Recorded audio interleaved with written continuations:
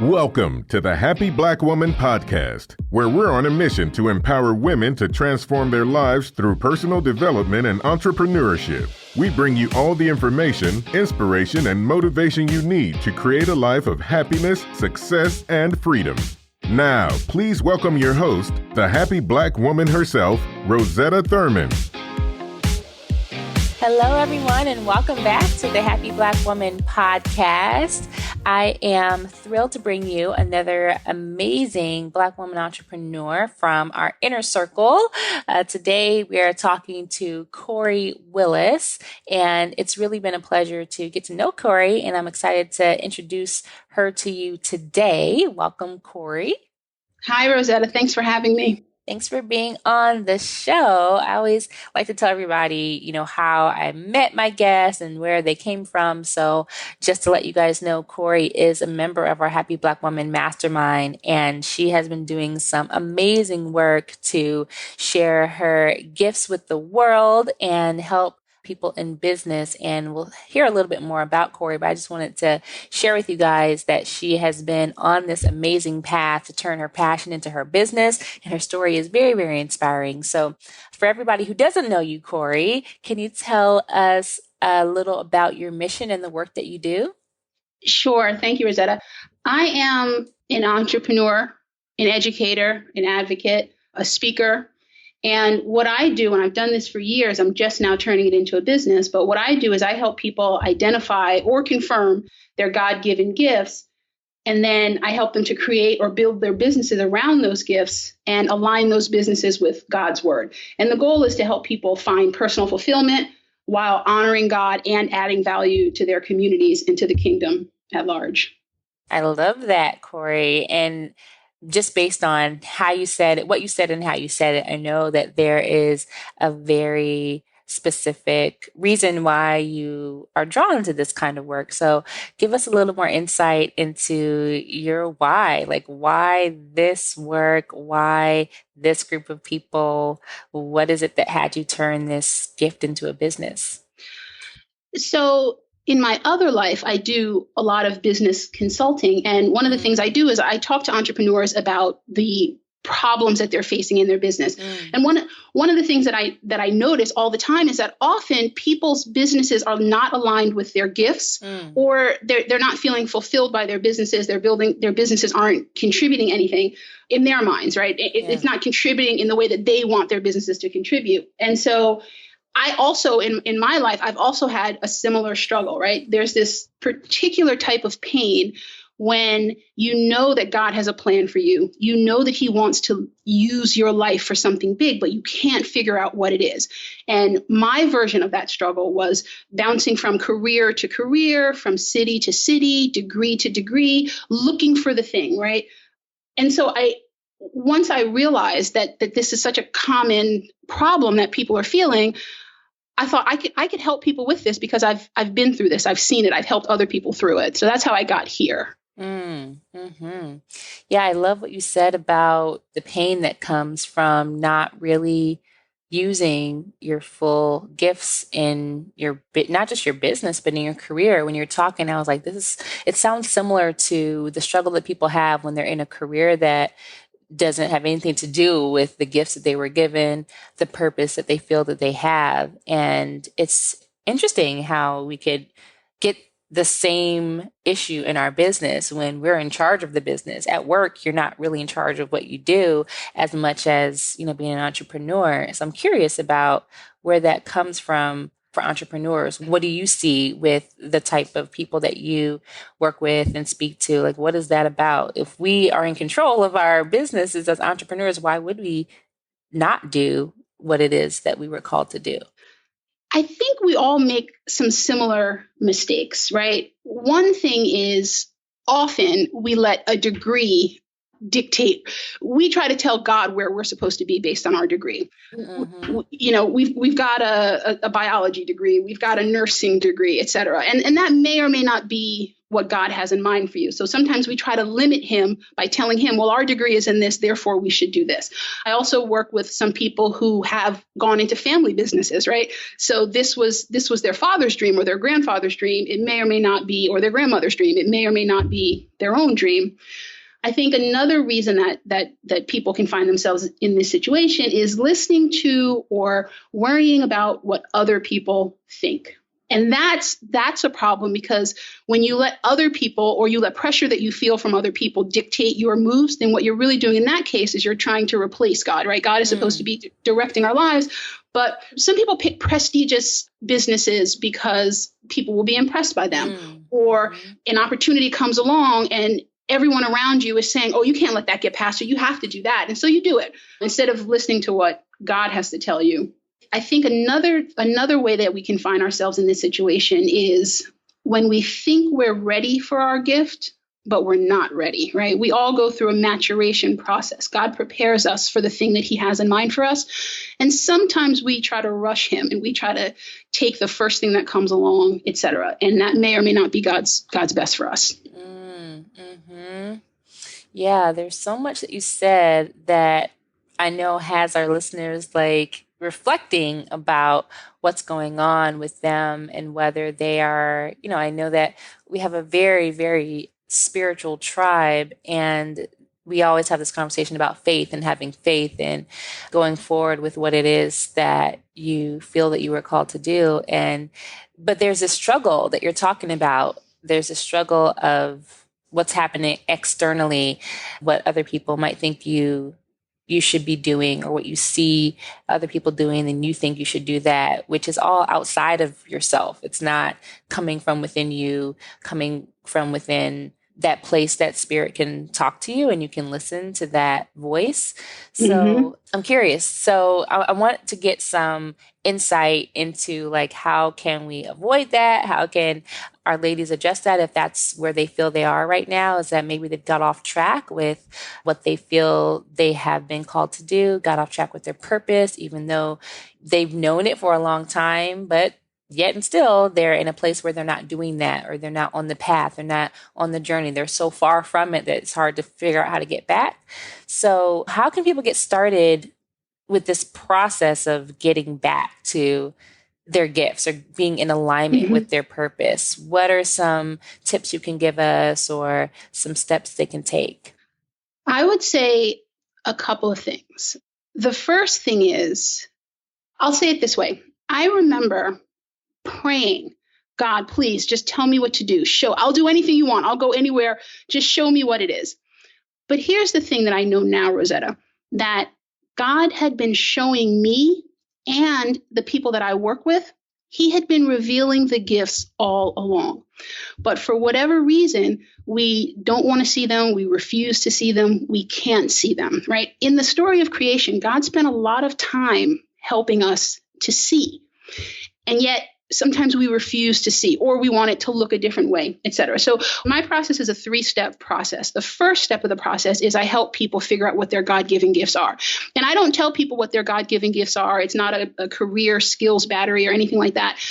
It's a systematic method that I've developed to help people identify what God has been saying to them all along, because it's there, right? God's been revealing your gift to you and pieces of your gift forever. So the first thing I would suggest that people do is go to my website, which is CoriWillis.com. And on my website, they can download the Gifts Assessment Guide. And this is sort of a skeleton of the exercise that I do with people in person, but it's still quite thorough. And it's a systematic way that people can figure out what has God been trying to reveal to them. That's the first step of my process. And that's where I recommend that people start. I love that. I mean, it sounds like a pretty guided reflection process. And I love that you have this assessment on your website. And it sounds like people can do some of that on their own as well, even if they choose not to work with you or whatever.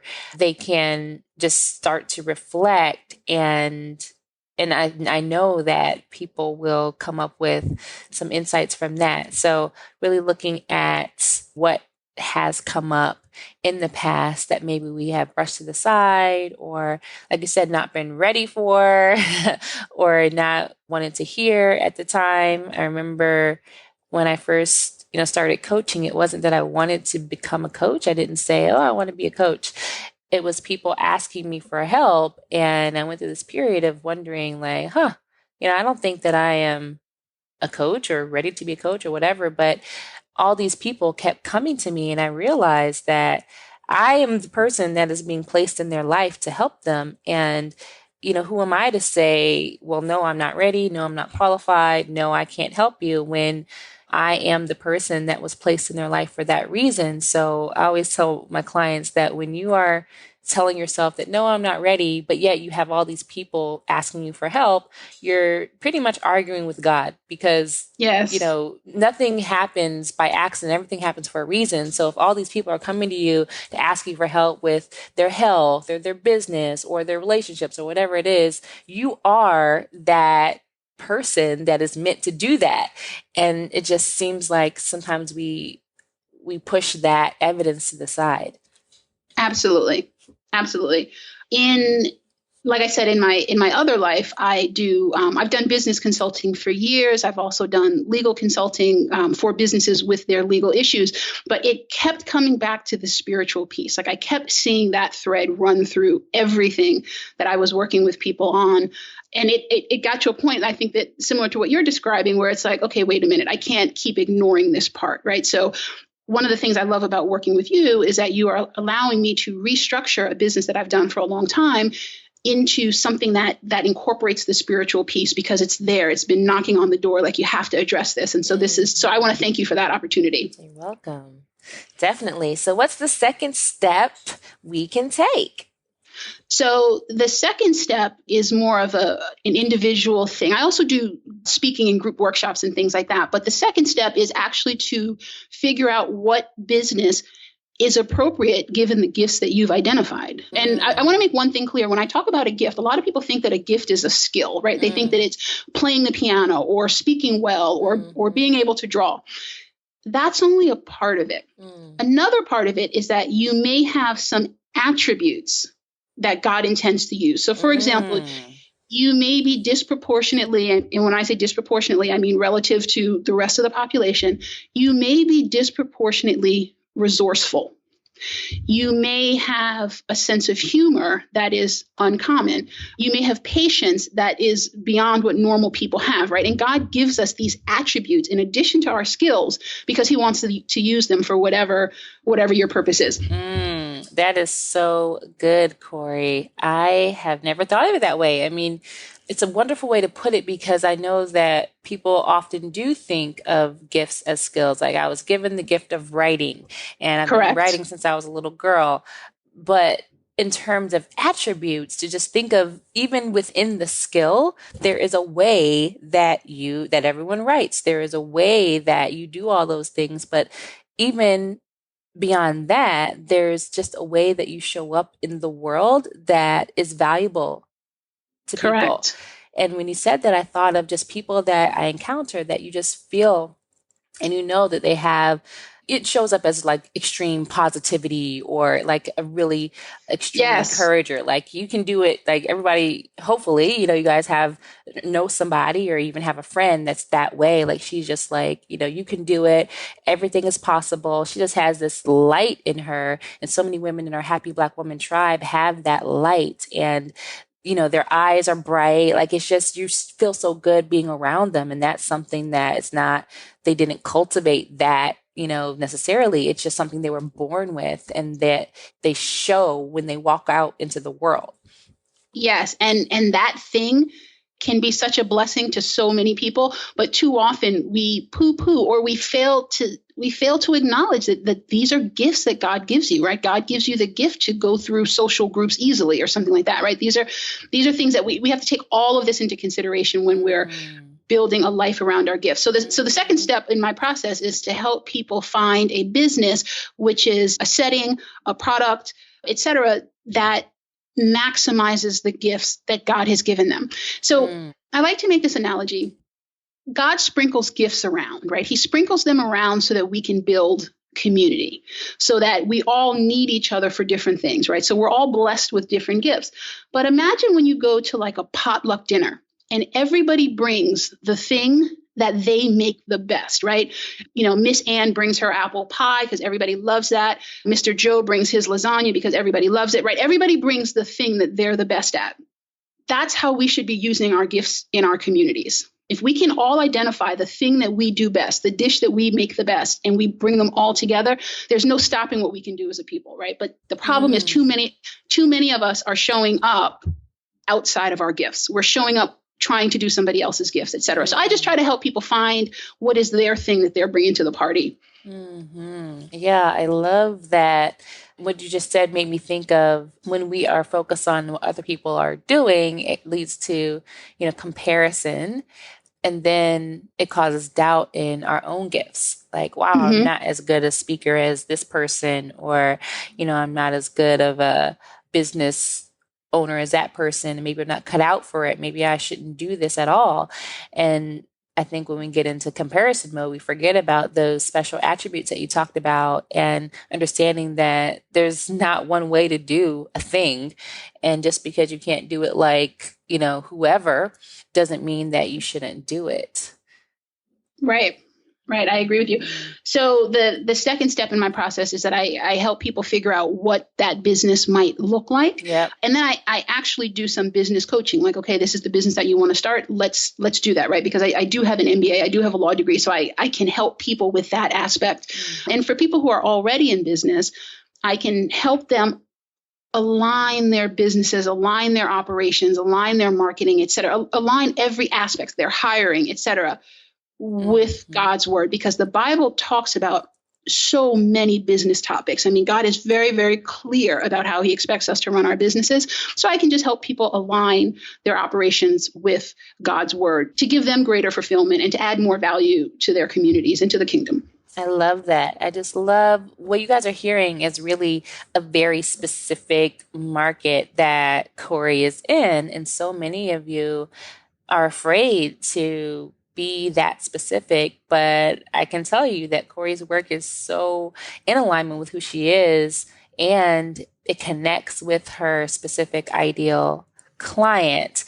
I know that we've talked about this on previous episodes, but it's so important to just do what you want to do. And so by you pretty much structuring your business this way, Cori, it's like practicing what you preach, right? Because walking your talk, because that's what everyone you help wants to do. They want to be in alignment. And I just love all the language that you're using is like, I love hearing it, because I know that it's so clear for you to do this as your purpose. It's beautiful. Mm-hmm. Yeah. Thank you, Rosetta. I appreciate that. And people can find me again on CoriWillis.com. I'm actually in the process right now of creating some new products for people that I'm really excited about. So people can go there. They can sign up for my email list. And when the stuff comes out, they'll be the first to get it. They also can go to my website and download the gifts assessment guide, which again is a free exercise. I put a lot of my heart into this exercise. I believe it works. I've seen it work, and they can get that for free on my website. Wonderful. And then if they want to work with me after that, then I'm available. Yeah. Awesome. Great. So do you have any other tips for us, Cori?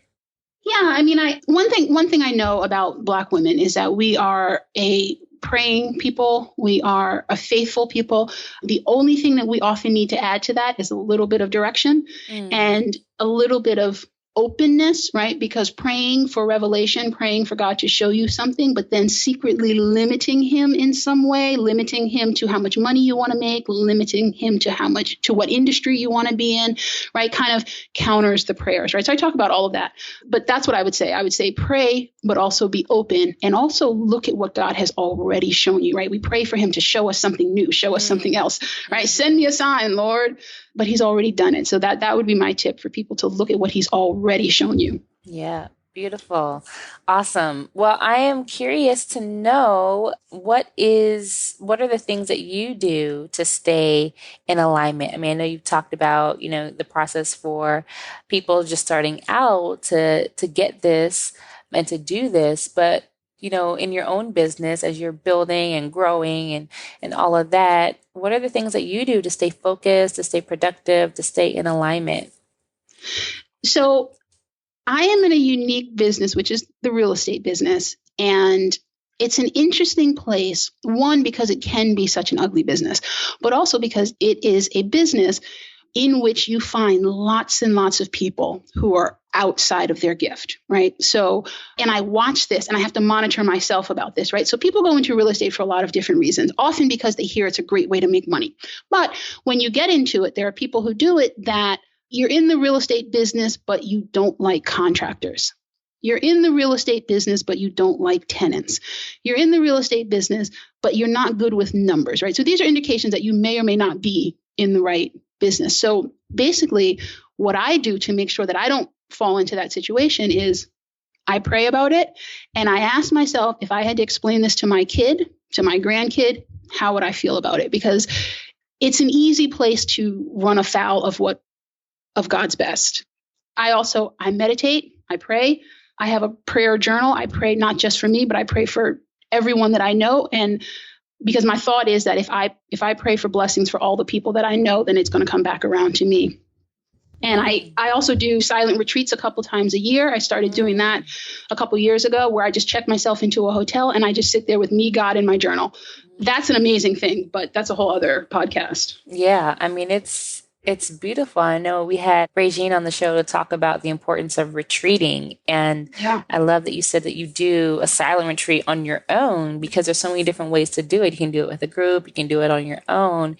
And that's definitely an action step that our ladies could take, especially if they want to get quiet and get clear on what their gifts are, which was the first step that you shared with us. So I love that you do that. And I love that it's so simple for our ladies to implement right away. But Regine does have a fabulous retreat, doesn't she? She does. She does. Yes. I think that we should take advantage of all opportunities to be in retreat, to reflect, and to travel. Of course, those are all parts of our entire Happy Black Woman experience. Yeah. Yes. Yes.